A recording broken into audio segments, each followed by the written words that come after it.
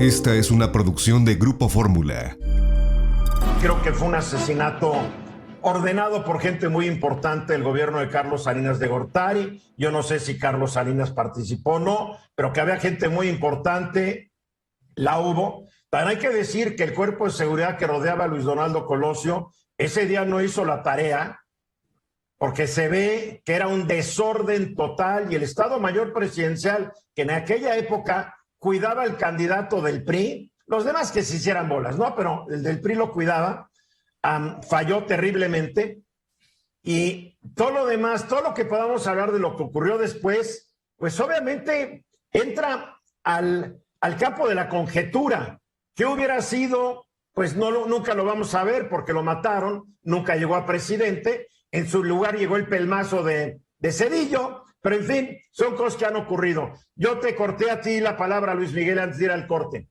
No, que solo elaborar que una parte de Colosio sigue siendo tan importante ahorita que le da para proyectar al hijo como precandidato presidencial. En un país que decimos que no tiene memoria, yo diría, el otro lado de esta moneda de un país sin memoria es un país que idealiza mucho los recuerdos. Cierto. Cierto. Una parte de la discusión que tenemos en cámara y fuera de cámara con Marco es quién era realmente Colosio, si era este héroe casi de bronce o un político de su época. La verdad es que la polémica tiene sentido por este afán por literalmente dulcificar la memoria. Lo que para mí es muy claro, era un hombre del sistema en un momento en que el sistema mismo estaba planteando su necesidad de transformarse. Entonces, quien llegara tenía que transformar simplemente porque estaba en el guión. O sea, como cada presidente que ha llegado a México ha hecho los ajustes necesarios, y eran los ajustes necesarios para que el PRI se mantuviera en el poder, no eran los ajustes necesarios para que hubiera un verdadero régimen democrático en el país.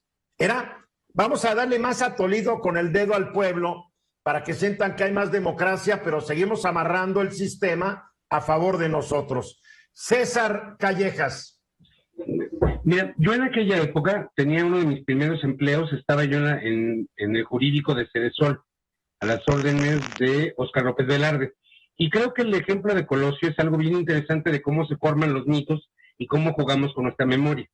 Es decir, hace rato que estábamos diciendo si iba a ser el gran revolucionario del cambio y todo esto. En ese momento, cuando Colosio lo matan, lo que nos preocupaba en Cedesol, que además era una combinación entre el PRI y el gobierno, no estaba diferenciado, es una práctica común, preocupaba más que levantara la campaña, que no se fuera a perder y que tuviera que hacerse algún tipo de operación. Es decir, sí había esperanza del cambio y estábamos en el equipo y tenía que ser de esa manera.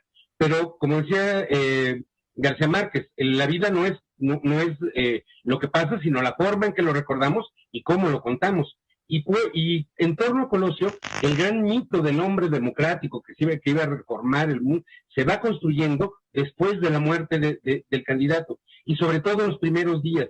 En ese inter en que puede ser que Zedillo tome el relevo, o se hablaba de Ortiz Arana, que era presidente del PRI en ese momento, empieza a construirse este enorme mito que le da vida y le da aire al PRI por mucho tiempo más.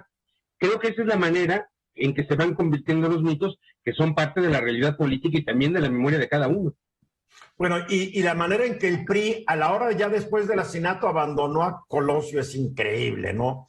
Porque agarra la campaña Zedillo, que yo siempre me he preguntado y me seguiré preguntando, ¿por qué el coordinador de la campaña presidencial no fue ese día a Tijuana sabiendo que era una plaza muy difícil?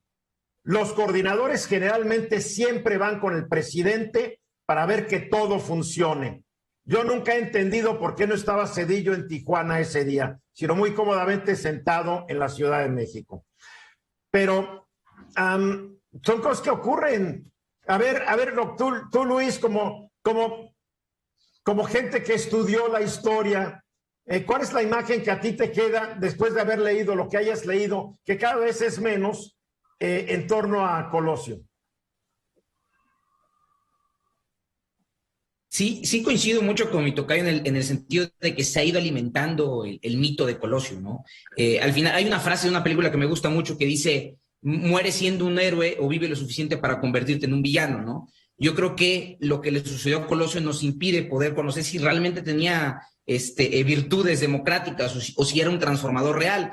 Lo cierto es que en ese contexto México sí estaba llevando a cabo grandes transformaciones institucionales y nacionales, ¿no? Se da en esa década de los 90 la gran transformación del Banco de México, de la Suprema Corte de Justicia de la Nación, que muchos consideran que son dos pilares fundamentales para como pequeño atisbo democrático que tuvimos durante las primeras décadas del siglo presente, ¿no? El Tratado de Libre Comercio. El Tratado de Libre Comercio, o sea, son tres pilares fundamentales. O sea, había una transformación y Colosio muy probablemente hubiera seguido con la línea de transformación que le tocó llevar a cabo a Zedillo, porque la reforma de la Suprema Corte de Justicia de la Nación la consolidó Zedillo, pero que era parte de una agenda que trascendía más allá del propio Zedillo, del propio Salinas, del propio Colosio, ¿no? O sea, al final lo iba a tener que hacer. A ver, Zedillo demostró ser tan autoritario como los anteriores con esa reforma de la Suprema Corte, porque el presidente, sin tener la autoridad ni constitucional de nada, borró a la Suprema Corte y la puso a modo, ¿o no? Eso no es una reforma, ese fue un ejemplo más de autoritarismo de Ernesto Zedillo. Sí, Luis Miguel. Mencionaba César que él trabaja en CESOL. Hay que recordar, una de las grandes transformaciones de ese sexenio fue política social, pero la política social, se puede decir así, se planeó en Los Pinos y se ejecutó en Cedesol. ¿En qué consistió la transformación? Era desprender la parte más burdamente partidista y meterle muchos elementos tecnocráticos, el famoso Programa Nacional de Solidaridad, que usaba muchísima información personalizada, hablando de esta tensión entre democracia y administración, o autoritarismo. Habrá que recordar que se enfocaban los esfuerzos a partir de las posibilidades que tenían de votar por el partido. Claro. Entonces se detectaba a nivel de detalle, es decir, este distrito ha votado por oposición y va a tener este tipo de política social diferente del distrito que está exactamente al lado, que Bien. siempre ha votado por nosotros. Así es, bueno, no ha cambiado mucho. Marco. Diríamos que el gran proyecto de modernización del país había sido adoptada por quienes gobernaban. La apertura es lo que estaba a discusión. ¿Qué tanta apertura? Y ahí se veían afectados algunos grupos con el discurso, o se veían preocupados con el discurso de Colosio, que hablaba de modernización con mayor apertura. Yo creo que esos grupos eran los que ya habían desplazado Salinas desde la época de Miguel de la Madrid. Pero el vacío que se hizo a su campaña desde el poder también reflejaba que el grupo gobernante se veía también intimidado por esta apertura que planteaba Luis Donaldo Colosio. Creo que eso hay que considerarlo. Bien, pues 28 años del asesinato de Colosio, fue terrible.